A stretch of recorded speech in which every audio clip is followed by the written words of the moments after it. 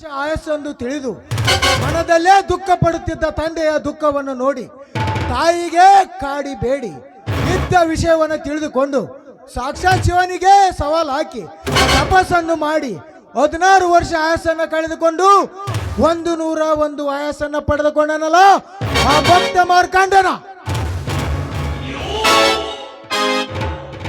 ಅಥವಾ ಬರಗಾಲದ ಭೂಮಿಯಲ್ಲಿ ಬಂಗಾರದ ಪೆಟ್ಟಿಗೆ ಕಂಡರೂ ತನಗೆ ಇಟ್ಟುಕೊಳ್ಳದೆ ದೀನ ದಲಿತರಿಗೆ ದಾನ ಧರ್ಮ ಮಾಡಿ ದೇಶ ಸಂಚಾರ ಮಾಡುತ್ತಾ ಇಡೀ ನಮ್ಮ ನಾಡಿಗೆ ಶಾಂತಿ ಸಾರಿದನಲ್ಲ ಆ ಭಕ್ತ ಕನಕದಾಸನ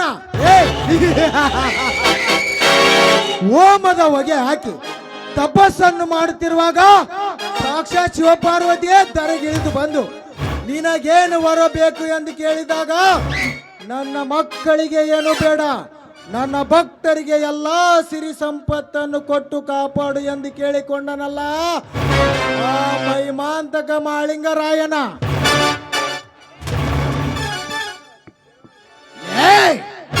ಅಂತ ಶಿವಸೇನರ ಪಾದಕ್ಕೆ ಶಿರಬಾಗುತ್ತೇನೆ ಹೊರತು ನಿನ್ನಂತ ದರಿದ್ರ ಶ್ರೀಮಂತನಿಗೆ ಸಲಹಾ ಮಾಡಿಯವನಲ್ಲ ಈ ಉಗ್ರ ನರಸಿಂಹ. ಉಗ್ರ ನರಸಿಂಹ ಲೇ ನರಸಿಂಹ,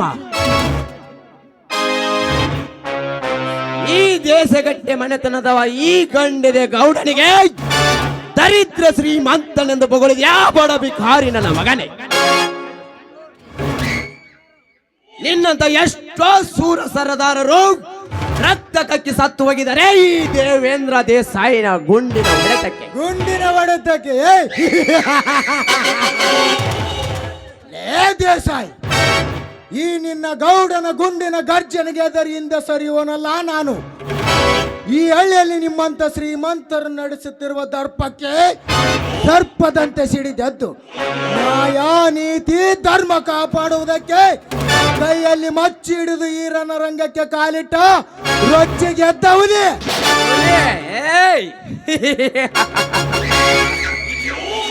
ರೊಚ್ಚಿಗೆದ್ದ ಹುಲಿ ಎಂದು ಗುಡುಗು ಹೊಡಿತಿರುವ ಗೋಬೆ ನನ್ನ ಮಗನೇ.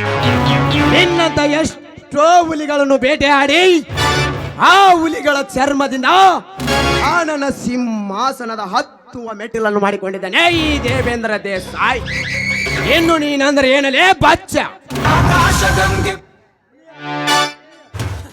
ಲೇ ತಮ್ಮ ನರಸಿಂಹಪ್ಪ,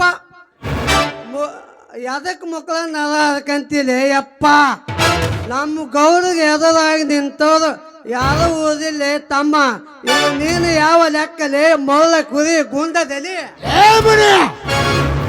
ಮೊಳ್ಳ ಕುರಿ ಅಲ್ಲಲೇ, ಇದು ಸಿಂಹದ ಮರಿ. ಈ ನಿನ್ನ ಗೌಡನ ದೇಹ ಗಟ್ಟಿದ್ದರೆ ಈ ಬಂಡೆಗಲ್ಲನ್ನು ಮುಟ್ಟಿ ನೋಡಲು ಹೇಳು, ಒಂದೇ ಒಂದು ಹೊಡೆತಕ್ಕೆ ಛಿದ್ರ ವಿಚಿದ್ರವಾಗಿ ಹೋಗುತ್ತದೆ ಈ ನಿನ್ನ ಗೌಡನ ದೇಹ. ಛಿದ್ರ ವಿಚಿದ್ರ ನೇ ಮಗನೇ, ನಿನ್ನನ್ನು ಸುಟ್ಟು ಹಾಕಿ ಬಿಡುತ್ತೇನೆ.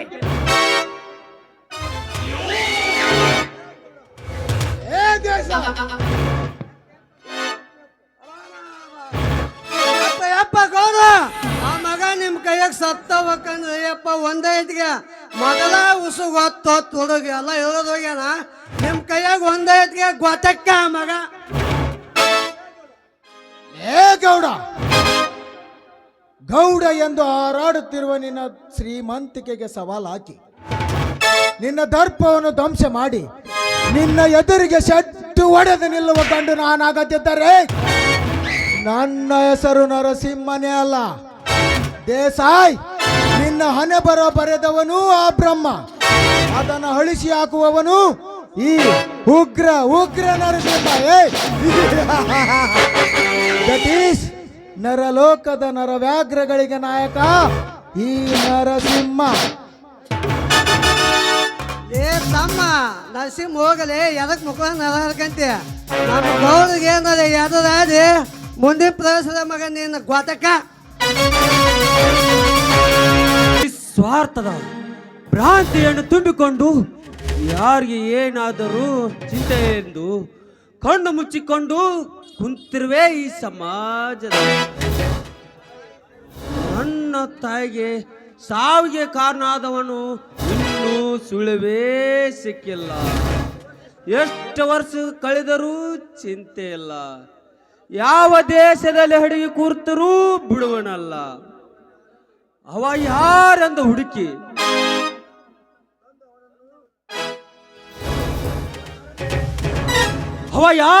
ಹುಡುಕಿ ತಂದು ಅವನನ್ನು ತುಂಡು ತುಂಡಾಗಿ ಕತ್ತರಿಸಿ ನನ್ನ ತಾಯಿ ಆತ್ಮಕ್ಕೆ ಶಾಂತಿ ತಂದು ಕೊಡುತ್ತೇನೆ. ಅಪ್ಪ ತಂದೆ ಮೇಘರಾಜ, ಈಗಲಾದರೂ ಸಮಾಧಾನ ಆಯ್ತೇನು ದೇವಾ ನಿನ್ನ ಕಠೋರವಾದ ಮನಸ್ಸಿಗೆ? 3-4 ವರ್ಷಗಳ ಹಿಂದೆ ಬರಗಾಲ ಬಿದ್ದು ಈ ರೈತರ ರಕ್ತವನ್ನು ಹೀರಿದೆ.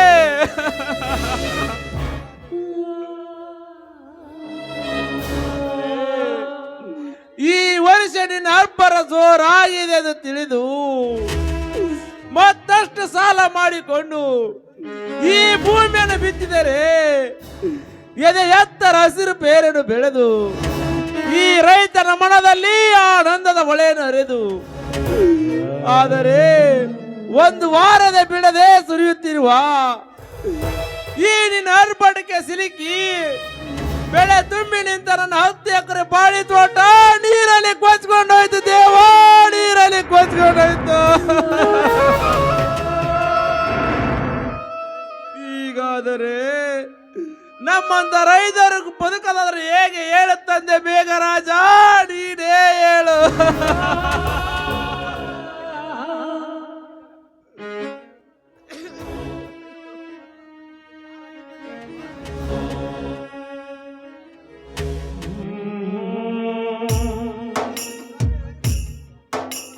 ಸ್ವಾಮಿ, ಹೊಲಕ್ಕೆ ಹೋಗಿ ಬಂದ್ರ? ಹೋಗಿದ್ದೆ ಪಾರ್ವತಿ, ಹೋಗಿದ್ದೆ. ಯಾಕೆ ಸ್ವಾಮಿ, ನಿಮ್ಮ ಮಾತಿನಲ್ಲಿ ಏನೋ ಆತಂಕ ಕಾಡ್ತಾ ಇದ್ದಿಲ್ಲ? ಯಾಕೆ ನಮ್ಮ ಹೊಲದಲ್ಲಿ ಬೆಳೆ ಚೆನ್ನಾಗಿ ಬೆಳೆದಿದೆ ತಾನೆ? ಏನೆಂದು ಹೇಳಲಿ ಪಾರ್ವತಿ, ಏನೆಂದು ಹೇಳಲಿ? 1 ವಾರದ ಬಿಡದೆ ಸುರಿಯುತ್ತಿರುವ ಈ ಮಳೆ ರಾಯನ ಅರ್ಭಟಕ್ಕೆ ಮೇಲಿನ ಸೌದತ್ತಿಯ ಡ್ಯಾಮಿನ ನೀರನ್ನು ಬಿಟ್ಟರಂತೆ.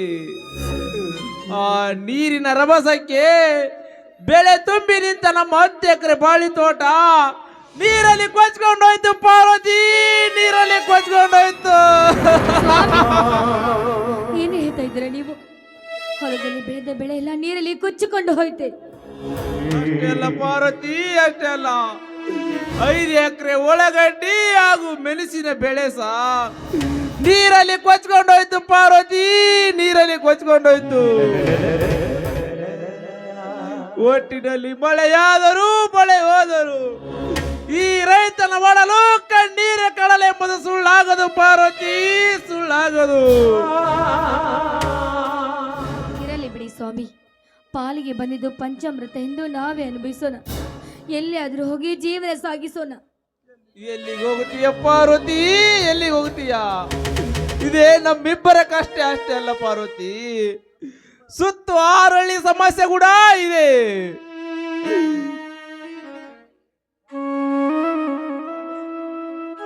ಸ್ವಾಮಿ, ಈ ನಮ್ಮ ಕಷ್ಟವನ್ನು ಕಂಡು ಕರ್ಣೆ ತೋರಿಸದೆ ಮೂಕನಾಗಿ ಕುಳಿತಿದೆ ಈ ಸರ್ಕಾರ. ಸರ್ಕಾರ ಪಾರ್ವತಿ, ತುತ್ತು ಕೊಟ್ಟ ರೈತರಿಗೆ ಕುತ್ತು ತಂದಿರುವ ಈ ಸರ್ಕಾರ. ನಮ್ಮಂತ ರೈತರನ್ನ ಸಲ್ವ ಶಕ್ತಿ ಈ ಸರ್ಕಾರಕ್ಕೆ ಇಲ್ಲ ಪಾರ್ವತಿ, ಇಲ್ಲ. ನಮ್ಮೂರಿಗೆ ನೀರಾವಳಿ ಆಗಿದೆ ಎಂದು ಪಕ್ಕದ ಊರಿನವರು ಅಡಿಗೆ ಮಾಡಿಕೊಂಡು ಬಂದು ಕೊಡೋದನ್ನು ನೋಡಿದರೆ, ಅಲ್ಲಿದ್ದ ಸಣ್ಣ ಸಣ್ಣ ಮಕ್ಕಳು ಊಟಕ್ಕೆ ಪಡೆದಾಡೋದನ್ನು ನೋಡಿದರೆ ಈ ರೈತನ ಕರಳು ಕಿತ್ತು ಬಂದಂತಾಯ್ತು ಪಾರ್ವತಿ, ಕಿತ್ತು ಬಂದಂತಾಯ್ತು. ಇಡೀ ದೇಶಕ್ಕೆ ಅನ್ನ ಹಾಕುವ ಈ ರೈತನಿಗೆ ಒಂದು ಉಣ್ಣಲಿಕ್ಕೆ ಅನ್ನ ಸಿಗದಂತಾಯ್ತು ಪಾರ್ವತಿ, ಸಿಗದಂತಾಯ್ತು.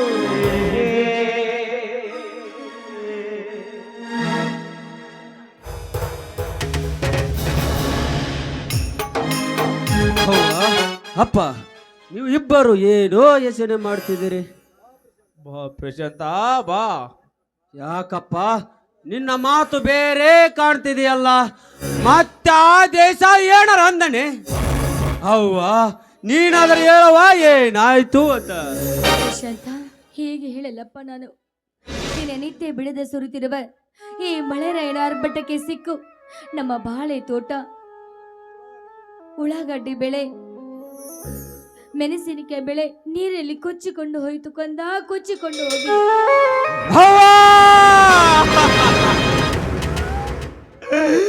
ಏನ್ ಹೇಳ್ತಿದ್ಯವ್ವ ನೀನು, ಏನ್ ಹೇಳ್ತಿದ್ಯಾ? ಈ ನಿನ್ನ ಮಾತನ್ನ ಕೇಳಿ ಈ ರೈತರ ಒಡಲು ಏನು ಪ್ರಯೋಜನ ಇಲ್ಲ ಪ್ರಶಾಂತ, ಯಾವುದು ಪ್ರಯೋಜನ ಇಲ್ಲ. ಈ ರೈತನ ಒಡಲುರಿದು ಕಣ್ಣೀರಿನ ಕಡಲಾಗಿ ಎರೆದರೂ ಯಾವುದು ಪ್ರಯೋಜನ ಇಲ್ಲ. ಒಂದು ಕಡೆ ನೋಡಿದರೆ ಸಾಲದ ಸಂಕಟ, ಇನ್ನೊಂದು ಕಡೆ ನೋಡಿದರೆ ನೀರಾವಳಿಯ ಚೆಲ್ಲಾಟ. ಇದೆಲ್ಲ ಮೇಲಿರುವ ಭಗವಂತ ಆಡಿಸುವ ಆಟನಪ್ಪ, ಆಟ. ಅಪ್ಪ, ಆಟ ಆಡ್ಸುವ ಭಗವಂತನಿಗೆ ಸವಾಲು ಹಾಕಿ ರಟ್ಟೆಯಲ್ಲಿ ಶಕ್ತಿ ಇದೆ ಎಂದು, ಎದೆ ಒಳಗೆ ಛಲ ಇದೆ ಎಂದು ದುಡುದು ಸಾಲವನ್ನ ತೋರಿಸೋಣ. ಅದರ ಬಗ್ಗೆ ಏನು ಚಿಂತೆ ಮಾಡಬೇಡಿ.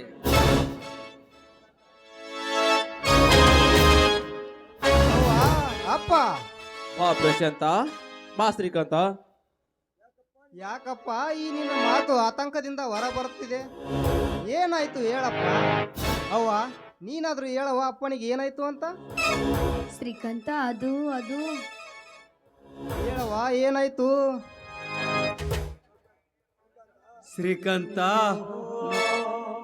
ಶ್ರೀಕಾಂತ, ನಮ್ಮ ಪಕ್ಕದ ಊರಿನಲ್ಲಿ ನೀರಾವರಿ ಆರ್ಭಟಕ್ಕೆ ಸಿಕ್ಕು ಎಷ್ಟೋ ರೈತರು ಬೀದಿಗೆ ಬಂದಿದ್ದಾರಪ್ಪ, ಬೀದಿಗೆ ಬಂದಿದ್ದರು.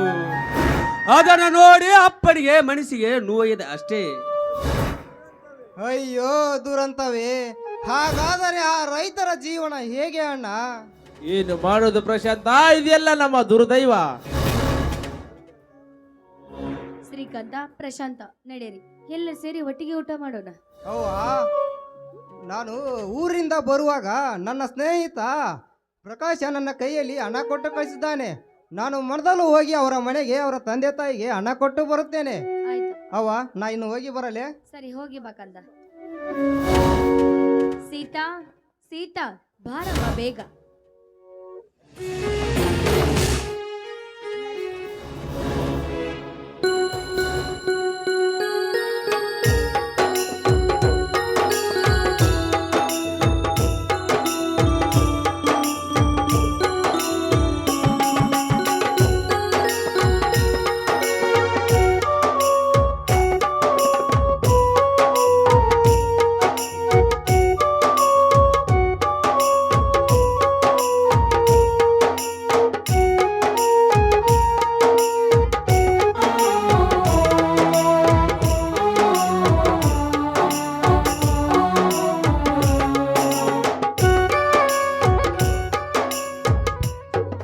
ಪ್ರಶಾಂತ್ ಗೆಳೆಯ, ಪ್ರಶಾಂತ್.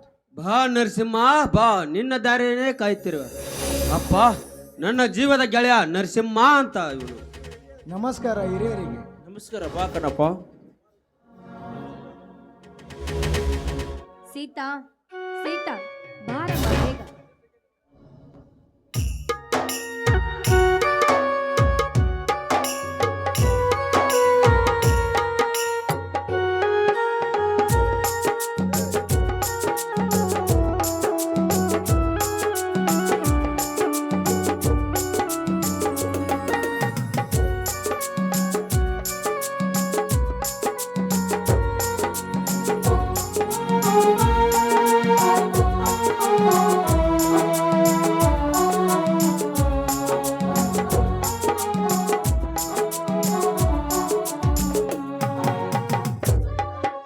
ಯಾಕವ್ವ ನನ್ನ ಕೂಗಿದಿ?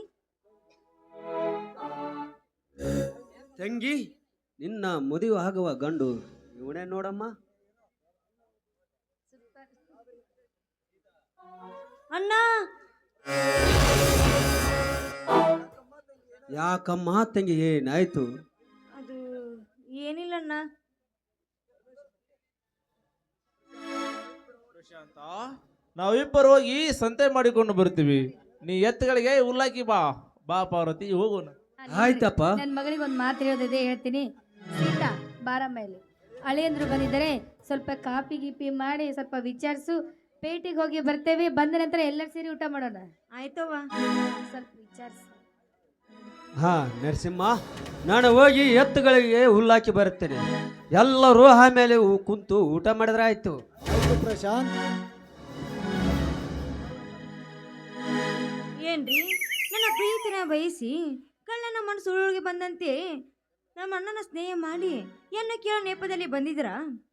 ಸೀತಾ, ನಿನ್ನ ಪ್ರೀತಿ ಬಯಸಿ ಬಂದವನಲ್ಲ ನಾನು. ಈ ನನ್ನ ಸ್ನೇಹಿತನ ಮಾತಿಗೆ ಬೆಲೆ ಕೊಟ್ಟು ಬಂದು ನಿನ್ನನ್ನು ಮದುವೆಯಾಗಲು ಒಪ್ಪಿದ್ದೇನೆ ವಿನಃ ಬೇರೆ ಯಾವ ಉದ್ದೇಶವೂ ಇಲ್ಲ.